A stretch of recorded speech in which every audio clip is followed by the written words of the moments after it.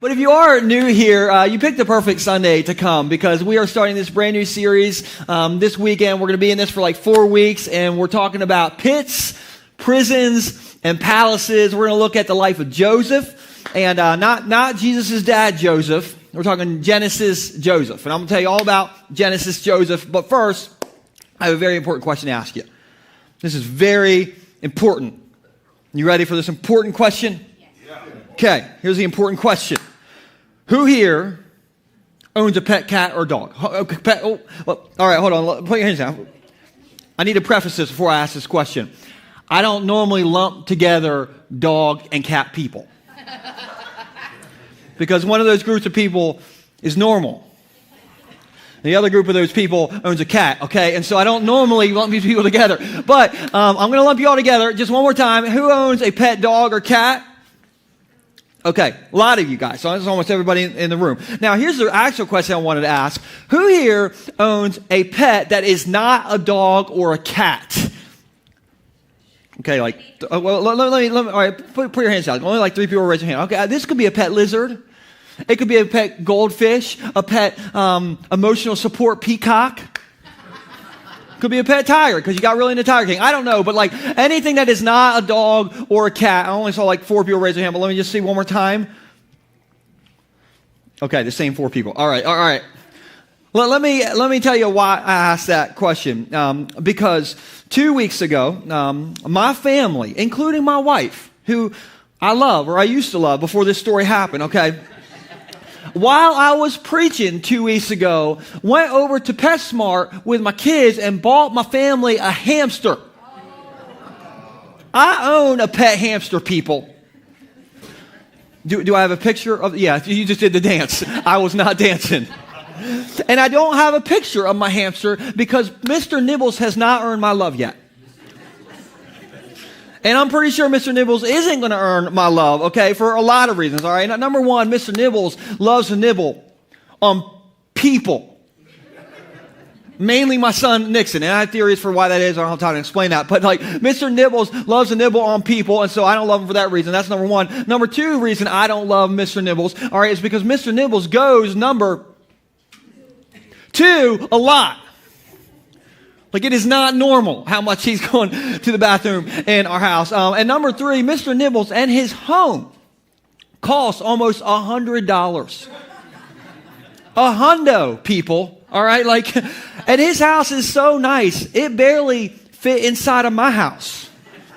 Like, I'm pretty sure I saw a golf simulator on the 2nd floor of Mr. Nibbles' house. Because Mr. Nibbles' house has stories. I didn't own a house with stories until I was 38 years old. Mr. Nibbles got born, he just got a house with stories. And not only, you know, there's a reason I don't love Mr. Nibbles, but here's the thing. Mr. Nibbles has escaped. We have lost Mr. Nibbles 4 times. And by we, I mean my son, Nixon, who I used to love. Leaves Mr. Nibbles' door open and Mr. Nibbles escapes. And when Mr. Nibbles escapes in our house, it is full on like Shawshank Redemption in our house. We get the bloodhound, out. We get the flashlights. We're looking everywhere. I'm calling like Morgan Freeman. It is like hamster mayhem. And here's why. This is very important. My dog Eli wants to nibble on Mr. Nibbles. He does. I'm not lying about this. I have a picture. I'll show you here. All right, this is my dog Eli. You say, oh, listen, Eli stands right in front of this house and he licks his lips. And I know he's thinking, these people have been feeding me Rachel Ray dog food for 14 years. And so, Mr. Nibbles, if you go Shawshank Redemption, I am having hamster shish kebabs. And I'm going to be real honest with you guys. I don't want that to happen. Like, I don't want Eli to have hamster shish kebabs. I don't want that to happen. But I don't not want that to happen either. You know what I'm saying? I'm kidding, all right? I'm PetSmart. I'm kidding. I am pro hamster. Save the hamsters, all right? But what I'm not kidding about is that I am stuck with a hamster. I'm stuck with one, all right? No, I didn't get it. They came and got it. my family got this hamster. At 38 years old, I did not think I would be at this place in life. And you know what? You know what that's like. You do. And maybe not with like a pet hamster named Mr. Nibbles. But everyone in this room, everyone who's watching online right now, all right, you know what it's like to feel stuck. You know what it's like to find yourself in a place in life that you never thought you would be. And when that happens, I call that the pits. Everybody say the pits. The pits. Now here's what we sound like when we're in the pits. We're like, I'm stuck with this job I feel like I'm a hamster on a wheel at my job. Or we're like, I'm stuck with these bad knees. My body is falling apart. I wish the doctor could give me like good news just once in his life. Or we're like, I'm stuck with my crazy family. Bunch of cat people. Or maybe a little more real, like I'm stuck in an addiction, or I'm stuck with this college debt. Or I'm stuck with this struggle with depression, or I'm stuck with my kids who leave the hamster door open, or I'm stuck in traffic. Welcome to Rehoboth Beach in August, right? Or I'm stuck being single. And if you're stuck being single, I'd like to introduce you to our bass player, Mr. Phil Hudson. Phil is actually not here today. Phil sent me this picture yesterday, and he's in Alaska tracking grizzly bears. I'm like, how are you still single? I don't even understand, like, anyway, love you, Phil. But being stuck is the pits. Isn't being stuck the pits? If you're tracking with me, if you ever felt stuck before, if you ever found yourself in a place in life that you never thought you would be, just say, it's the pits. It's the pits. Now, do you know who knows all about pits? Joseph. Somebody said it. Okay, in the club Joseph, because in the club Joseph was in the pit Joseph. And so that's why I'm calling today, and we'll put this on the screen, I'm calling today chapter 1, the pits. Because I'm going to tell you about the end of the message, okay? At the end of the message, Joseph is in the pit. All right? But I want to like jump way, way, way ahead. That's where Joseph's going to end up at the end of today's message. I want to jump way ahead and like show you where Joseph's going to end up at like the whole end of the story. So spoiler alert, I'm about to like read you the last line of the entire movie. But the movie's been out for like thousands of years, so you have plenty of time to watch it, all right? So I'm just going to give you a spoiler alert. This is Genesis 41. This is the end of the story.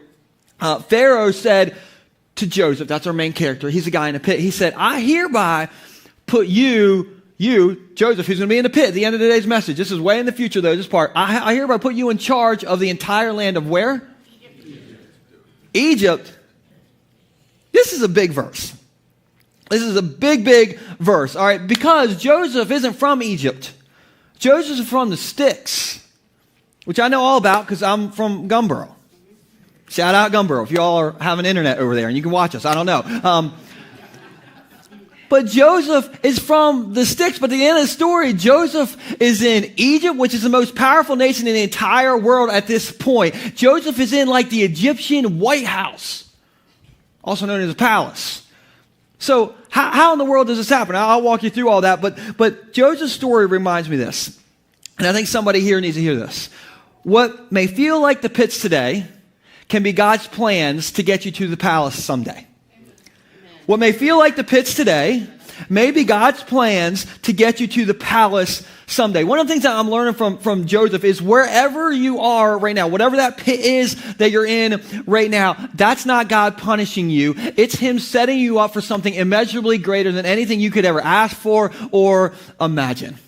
Because Joseph ends up in the palace, but he starts in the pit. So I went way ahead to Genesis 41. We're going to skip back. All right, so rewind the movie to Genesis 37, where the story begins. And so let's start and look at where the story begins. Okay, so Genesis 37, verse 2. This is the account of Jacob. Pause. Jacob is Joseph's dad. You all with me? Tracking? Jacob is Joseph's dad. And this is the account of his family. When Joseph was, how old was Joseph? 17 years old. He often tended his father's flocks because Joseph was from the sticks, Gumboro. Okay, so he is from the sticks. Now, I got a question. Who here remembers when you were 17 years old? You remember when you were 17? Okay, hands down. How many of you, that was a long time ago? If you owned a pet dinosaur when you were 17, it was a long time ago. Okay, Now, when I was 17 years old, it was 1999 before social media even existed. Which, by the way, I'm grateful that social media did not exist when I was 17 years old, because then there would be picture proof of how stupid I was when I was 17. Come on, how many of you are grateful that social media didn't exist when you were a teenager? Because there would be picture proof of what you did. I mean, we'd be in prison, most of us. Anyway. But when I was 17, it was 1999, and there was a couple things going on in 1999 when I was 17, okay? The first thing that everybody was thinking about in 1999 was the Y2K bug. Come on, who remembers the Y2K bug? Who is like 17 and you have no idea what I'm talking about? Like you... The Y2K bug was a big deal. I remember Bo Dukes' mom had an entire room of food stored in case the world went down. And so guess who I spent New Year's Eve with that year? Mr. Bo Dukes. All right, that is true. So everybody's worried about the Y2K bug. The other thing that everybody was doing in 1999 is everybody had rollerblades. Yeah. Remember rollerblades? Yes. Oh, man. And by the way, rollerblades are coming back. I don't know if you know this or not, but the other day I was riding bikes through my neighborhood with my kids. We were tired of looking for Mr. Nibble, so we took a bike ride. And so we're riding our bikes through the neighborhood, and this lady comes like by like, whew. My kids had never seen rollerblades before. They're like, Daddy, what is that? I'm like, that's the 90s, kids. That's the 1900s. That's what that is. All right, there. But in 1999, when I'm 17 years old, everybody's like worried about the Y2K bug. Everybody's like doomsday prepping. Everybody's like got rollerblades. But Joseph, he done got rollerblades when he's 17. He's got animals. Because Joseph is from the sticks. All right, so let's keep going, all right? So this is the account of Jacob and his family. When Joseph was 17 years old, he attended his father's flocks, and he worked for his half-brothers, the sons of his father's wives, Bilhah and Zilpah. Everybody say Bilhah and Zilpah. All right, now if anybody is going to have kids in the future, and you need some like unique kids' names, there it is. Bilhah and Zilpah. All right, so in 9 months, I need to be dedicating some Bilhahs and Zilpahs to the Lord. All right, so anyway. But Joseph reported to his father some of the bad things his brothers were doing. So let's talk about Joseph's brothers for just a second. Joseph had 11 other brothers because his dad Jacob had 12 kids. By the way, could you imagine having 12 kids? I got 2 kids and a hamster. And I'm stressed out, all right? 12 kids. Bo Dukes is not even halfway there. There's still time. You can still get there. Katie's like, no. Cotter, there's still time for you too, man. Anyway. But 12 kids. All right, I can't even imagine having 12 kids. But Joseph was brother number 11 in the family. So what number is Joseph? All right, now that's important because in the Bible times, if you were going to be like a son of a family, you wanted to be the firstborn son.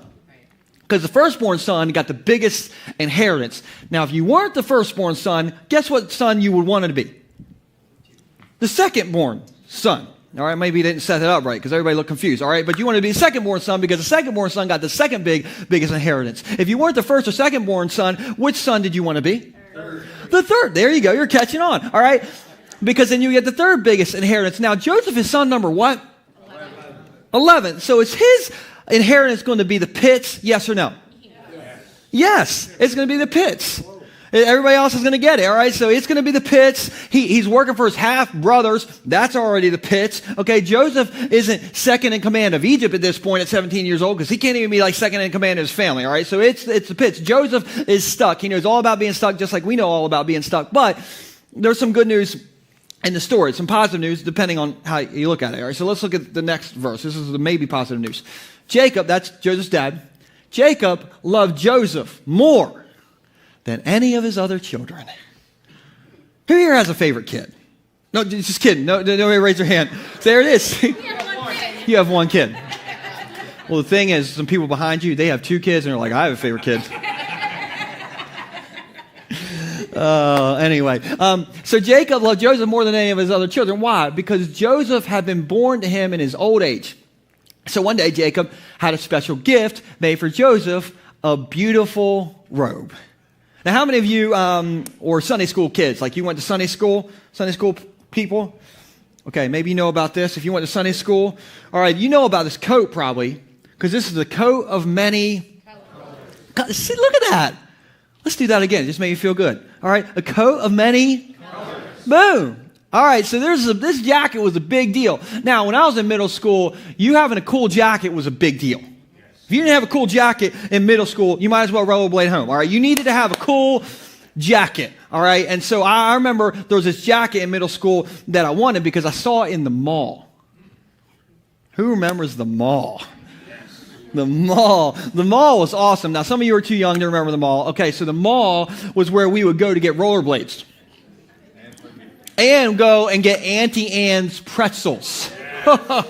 And when I was in middle school, nobody was worried if your pretzel had gluten in it. We didn't know what gluten was, and we're all happier, all right? So that's... But I loved Auntie Anne's. I loved going to the mall. It's what you did. You didn't have Netflix. You had the mall, all right? So I remember going to the mall, and there was a store I always used to like go into called the Finish Line. And the Finish Line had this all these what's called starter jackets. Anybody remember starter jackets? I wanted a starter jacket bad. There was one jacket that I wanted. It was the Dallas Cowboys starter jacket. Now, let me just say this because some of you are confused right now. Was I a Dallas Cowboys fan? No. Have I ever been a Dallas Cowboys fan? No. But it had a star on it, and I liked it. All right, so I wanted this starter jacket. The jacket, though, was $99. And I was saving all my money for a hamster one day, so I didn't have money for that. But one year for Christmas, my parents got me, we have a picture, they got me this Dallas Cowboys starter jacket. 90s style right here, baby. Remember that? Look at the pouch. That's right. You put a gallon of milk in that pouch. Kangaroo, a gallon of milk, you put all of it in there, all right? You don't even need to, this was before we lost bags in the grocery store. You didn't even need a bag. You just put it in your jacket. Anyway.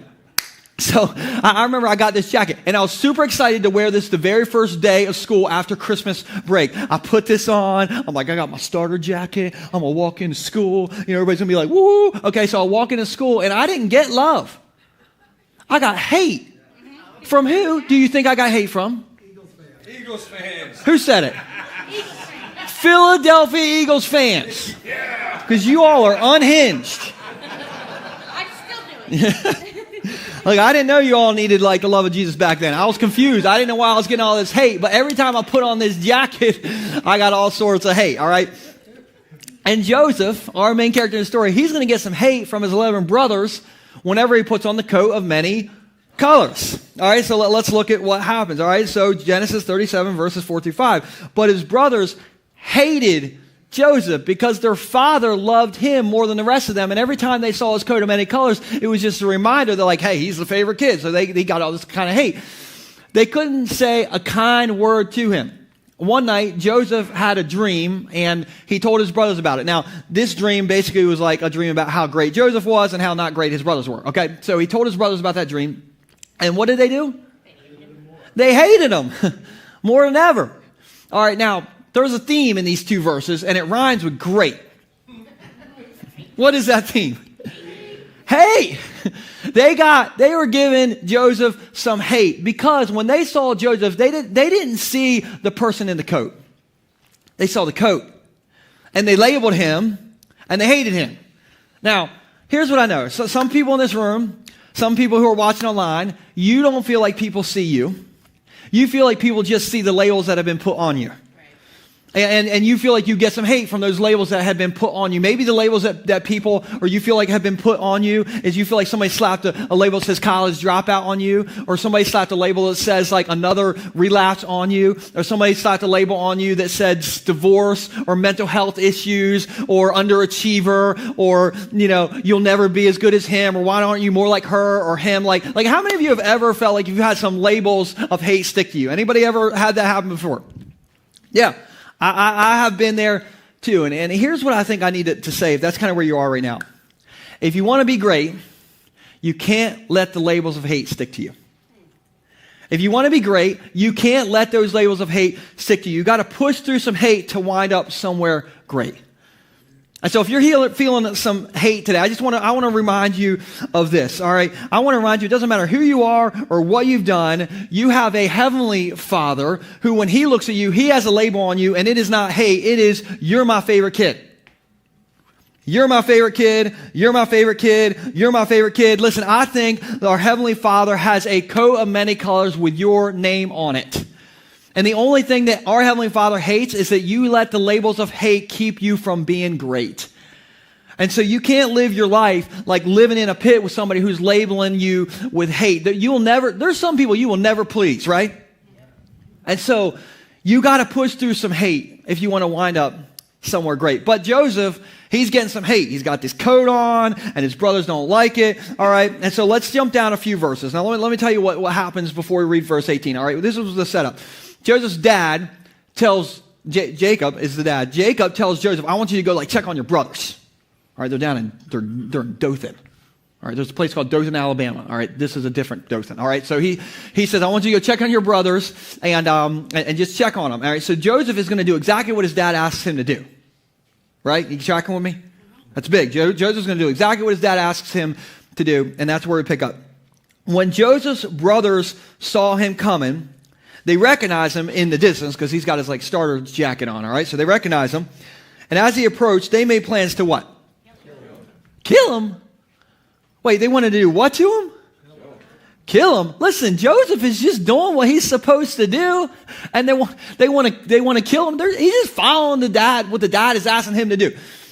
But did you know you can do the right thing and bad things can still happen to you? You know that?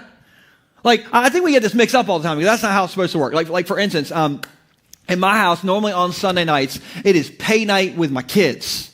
Which means, I'll sit my kids down tonight around the dining room table, and if they have followed our 5 family values, which I wrote these last Sunday, okay, so they're new values, all right, we're working these out, all right, but anyway, if they follow these 5 family values, then they will earn $2.50 each, because your pastor is a high roller, all right?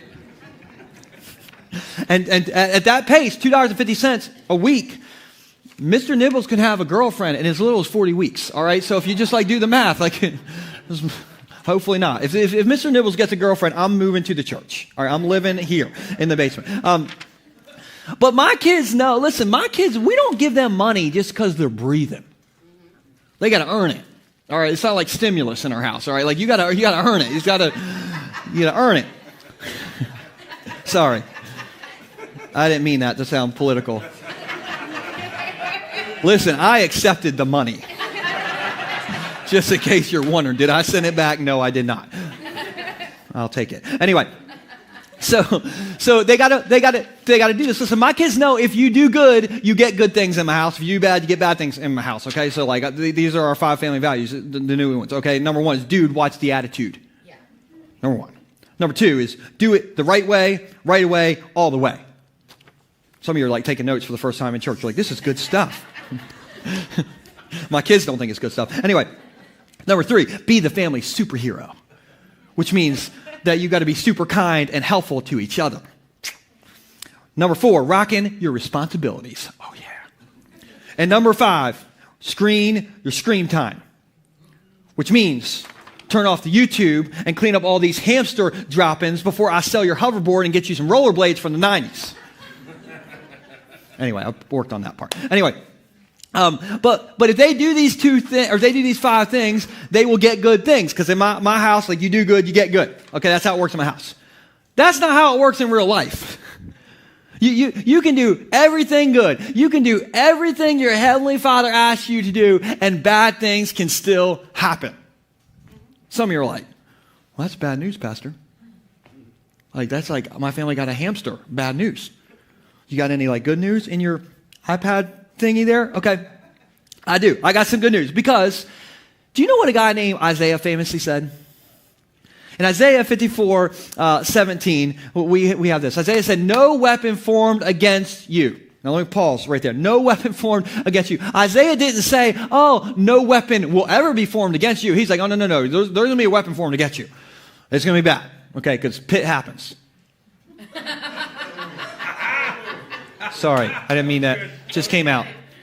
You remember it. Anyway, no weapon formed against you. It's going to come. Isaiah's like, it's going to come, but no weapon formed against you will what? Will prosper or shall prosper. Okay? And so, in other words, when bad things happen, when bad thing happens, you're going to be okay. You're going to be okay because when you're in the pits, you have a heavenly Father who's going to walk you through those tough times because no weapon formed against you shall prosper. But Joseph, he's in some tough times, okay, because his brothers want to kill him. Like, and they're serious. They really want to kill him. Okay, so they see Joseph. They see him in his coat. They see him like coming along the way. And here's what happens in verse 19. It says, they say, here comes the dreamer. They say, come on, let's kill him and throw him into one of these cisterns. Everybody say, the pits. The cistern is the pit. Okay. Anyway, he says, let's throw him into one of these pits. We can tell our father a wild animal is eating him, and then we'll see what becomes of his dreams. They want to throw him in the pit and kill him and throw him in the pit and lie to the dad about it. Okay, now, I have a question. Who here has ever heard of that phrase, fight or flight? You heard that? Did I say it right? Fight or flight. Listen, I'm not like I wasn't at the top of my class. I just learned what this phrase meant the other day. I've heard it my whole life. I didn't know what it meant. Okay, if you're like me and you don't know what it means when you get scared, you either fight or you run, Forrest, run. That's what. Okay, so how many of you you're the fight? When you get scared, you fight. All right, where the lovers at? You just like run, Forrest, run. And the rest of you aren't playing along. Okay, that's fine. And listen. I am the fight person. And my wife, who I love, or I loved before she got us a hamster, okay, she loves to scare me. Like, that is her favorite thing in life. It's her hobby is to, like, scare me. And so the other day, I was in the bathroom, I was brushing my teeth, and my wife thought she wanted to send me to the ICU that day, okay? So she decided to, like, hide outside of the door. And the moment I, like, got done brushing my teeth, I walked to the door, and Stacy jumped out, and she's like, ah! And listen, I'm a fight person, okay? And you all know I love my wife, okay? I love my wife, but all of a sudden I'm like, listen, if you want to like try to scare me in the lobby today, you can do that, but I may punch you in the throat. And it's not because I don't love you, all right? It's because Jesus wired me to turn into Terminator when I get scared. I just do that, all right? I just kind of freak out, okay? So I'm either fight or flight, all right, when somebody scares me. Now, in this story, Joseph's brothers, they're not trying to scare him. They're trying to kill him. All right, they have a murder plot. They want to kill him and they want to lie about it. In other words, they want to turn their back on their brother and they want to lie about him. By the way, have you ever had anybody turn their back on you and then lie about you? Has that ever happened to you before? You know, and maybe like you and that person were close. You're like ride or die, and now they just want you to die. And like that person, look, I feel like I just need to say this for somebody who's watching online right now, somebody who's in the room. All right, that person who left you to die, who kind of abandoned you, who turned their back on you, that hurts today. That hurts today. But 5 or 10 years from now, you're going to look back and realize God did you a favor. God did you a favor by removing that person out of your life. Somebody needs to hear that. Somebody needs to be freed up by that. But in this story, Joseph's brothers, they want to turn their back on Joseph. They want to kill him, and they want to get rid of him and lie to the dad about it. And so let's jump back into the story. And this is where we are in verse 23. It says, so when Joseph arrived, all right, so Joseph shows up to go see his brothers. They came up with this whole plot while he was walking to him. When Joseph arrived, his brothers ripped off the beautiful robe he was wearing, and then they grabbed him and threw him into the cistern. So now Joseph he's in the pit. In the pit. He is in the pit. Now, can you imagine how surprised Joseph was when he walked up there? Like, he didn't know this was coming. No, Joseph, he just walks up there. He sees his family. He's like, hey guys, what's up? Y'all want to go to Taco Rijo and get some? And then they're ripping off his clothes. He's like, hey, you ain't got this is my Yeezy jacket. Leave my jacket alone. It's my starter jacket. And they rip him and rip off his jacket, throw him in the pit. Now he's naked in the pit. Now, some of you know that Stacy and I, we sold our house 2 years ago, and Bo Dukes started building our house 2 years ago. And while Bo Dukes was building our house, me and Stacy, we moved in with my parents. We lived in their bonus room. And you guys know I love my parents, all right? My dad preached here last weekend. Who was here last weekend? Isn't my dad the best? He's my favorite, all right? So, Dad, if you're watching, you're my favorite, all right? So, but when you live with your parents, when you're grown, you find out your parents are weird. You're just going to find that out. If you ever move back home while your house is being built, you're going to find out you got some weird parents. And here's why I say that. Every night at about 11:30, Stacey and I, we have been sleeping for 2.5 hours at this point already. And so we'd be in bed at 11:30, and I remember we'd hear this sound from the living room, and it'd sound like this. Ooh. And the first time I heard that sound, I thought, it's the Lord. I heard the heavenly horn, Stacy. He's taking me home. Okay, and then the Lord didn't take me home. I didn't know what was going on. So I remember, the first time this happened, I heard this 11:30. I walked down the stairs to see if the Lord is in the living room. But it wasn't the Lord in the living room. It was my parents watching the show Survivor at volume level 734. And I don't think I'm exaggerating when I say that my parents, for the year that we lived there, they watched all 16,314 seasons of Survivor. It was like clockwork. Every night at 11:30, it'd be like, woo! I'd be like, Lord, is that you? No, that's my mom and dad. They're watching Survivor again. And so I remember I kind of got influenced by them watching Survivor all the time. And so one day I looked up on my TV, I looked up Survivor. I'm like, maybe I'll see what's going on with Survivor. Not at 11:30 at night, but let me see what this show's about. The second show that came up was not Survivor. It was another survivalist show called Naked and Afraid. Oh, so some of you know about this show. To this day, I have never seen the show Naked and Afraid. And I refused to Google it this week because I didn't want to, lose my job. All right. So anyway. But apparently on this show, I've never seen it before, but apparently, you get naked and then you're scared. Some of you are like, that's just Saturday night in my house. Listen, stop it. I don't want to know about it. All right. Hey, let's be honest. Most of us, if we're naked, somebody's afraid. All right. Let's just. Oh, Lord. There's a lot of YouTube clips out of this one, RJ. But listen, I don't know who came up with the idea. What TV producer was like, hey, guys, I have a great idea. You know what TV's missing? We need to have a show. We'll get a bunch of people and get them naked and scare them. That TV producer needs to be in the pit. All right, that's who needs to be in the pit, not Joseph. He's the... Anyway, and I don't even want to know if you watch this show. I will judge you if I know you watch this show. So... Some of you are like, where is he going with this? Here's where I'm going with this. Joseph, in our story, he didn't have to be on a reality TV show to be naked and afraid. He was legitimately naked and afraid, okay? They stripped him of his coat. They stripped him of the only thing in the world that made him feel valuable. And when we're in the pit, we don't feel valuable. We feel hopeless. We feel naked and afraid. But can I take you back to the verse we started today with? Can I take you back to that? Can I take you back to the future? I waited all week to say that. All right, here's the future. This is where Joseph's in the pit right now, right? Here's the future, though. Genesis 41:41. Let's skip ahead 4 chapters. Pharaoh said to Joseph, the guy in the pit, I hereby put you, Joseph, in the pit, in charge of the entire land of where? Egypt. God used the pit as part of his plan to get Joseph to the palace. Because Joseph becomes in charge of where?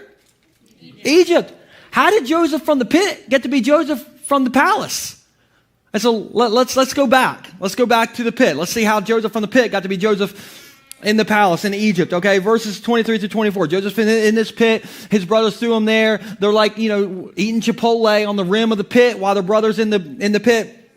And so when, hold on, here we go. Verse 25. Then, just as they were sitting down to eat, his brothers were sitting down to eat at the top of the pit, they looked up and saw a caravan of camels in the distance coming toward them. It was a group of Ishmaelite traders taking the load of gum, balm, and aromatic resin from Gilead down to where? Egypt.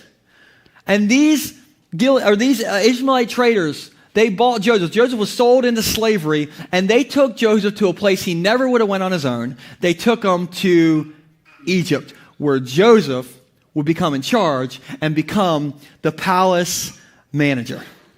And so what I see in this story is that Joseph never would have gotten to the palace. Joseph never would have gotten where God planned him to be without going through the pit first.